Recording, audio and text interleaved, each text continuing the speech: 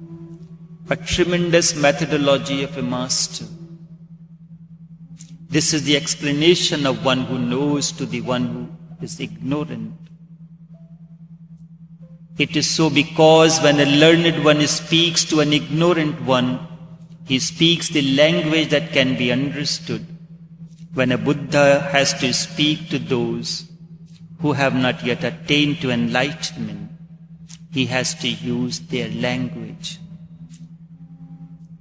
The language of the body, the language of the mind you can understand. The language of the soul, you know it not. If Buddha uses his language, then he cannot make his message understood. He cannot bring transformation. He cannot be responsible for the birth of new man. In order to make the people understand, the sage has to use the language of the people. Then it can no more remain a definition. Instead, it will become an explanation. Narad says, Athato bhaktim vyakhyāsyāmaha. Now begins. Now therefore, I begin the description of bhakti, description of devotion, bhakti, the devotion, or vyakhyāsyam, the explanation of the sutras of devotion. Therefore, because of intense desire to know bhakti, sage begins the explanation of bhakti. The first narration explains bhakti as the utmost expression of love towards God. He says bhakti is an embodiment of love, prem sarupa. The nature of bhakti is that of love. But then the second moment he thinks, I have said love, and you have understood love in your own way. You know love as nothing else but love making. Then he cautions. He comes back in the next sutra and he says, Bhakti param prem sarupa. Param, the ultimate form of love. You can imagine the intelligence of sage, knowing that what kind of a student he is explaining this, what kind of understanding these people have. He uses these sutras in that form. Therefore, because of intense desire to know bhakti, sage begins the explanation of bhakti. The first narration explains bhakti as the utmost expression of love towards God. I had explained earlier, lust is the beginning of journey. Never be afraid, never be ashamed of lust when it arises in you. This is beginning, this is the seed form. If seed is not there, the tree can never be there. But never remain in the seed form ever. And the ultimate flowering is bhakti. But to reach bhakti, you have to pass through lust, you have to pass through love. That is why Narad says bhakti is prem sarupa. The nature, the form of bhakti is that of love. Sarup means form. Prem means love. Is prem sarupa. Very simple short sentence. Bhakti is prem sarupa. The nature of bhakti is that of love. From one side of love, you can look at the past of love is lust, and the future, the growth, is bhakti. Love is connected to both lust and bhakti. If an explanation is to be given of lust, love has to be the way. Lust is the love in its grossest form. And also if bhakti has to be defined, love has to be the medium. Once again, love happens between these two. Love bridges both lust and bhakti. Love bridges both lust and bhakti. Love is the balance between the two.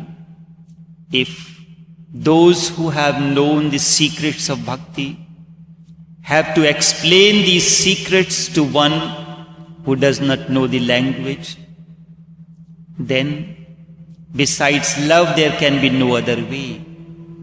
Nothing can be said about lust. Also nothing can be said about bhakti. Love can be explained. Love can be experienced. Love is the only thing that we can experience, we can know, we can be, we can speak. We have spoken enough on love, but the experience, the knowing is lacking. Love is the only way for this explanation. Bhakti is opposite to lust. Bhakti is the maturity, the flowering of lust. And lust is the seed of bhakti. If we have to use the language of lust, then we can say bhakti is not lust. This is the negative way of saying. Then what is bhakti? Narad continues. Bhakti param prem sarupa hai.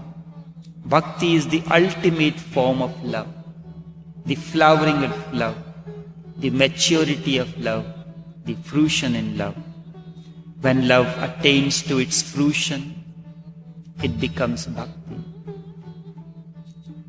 Love can be seen. To some extent it is gross. And bhakti is unseen and unknowable. It is an unseen and realized truth. You cannot put into the words. Only some pointers can be given to bring an understanding. This is an important condition. If Narad had just said Prem Sarupa or the nature of love, the one can conclude that bhakti is love. However, Narad puts a condition, and the condition is explained with the word Prem. Bhakti is Param Prem Sarupa, Narad says.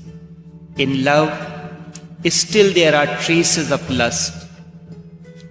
Lust remains to some extent.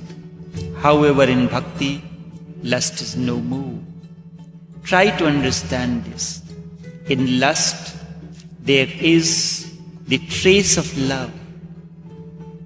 That is why one remains entangled in lust, entangled in the body. Maybe there is even 1% love in lust.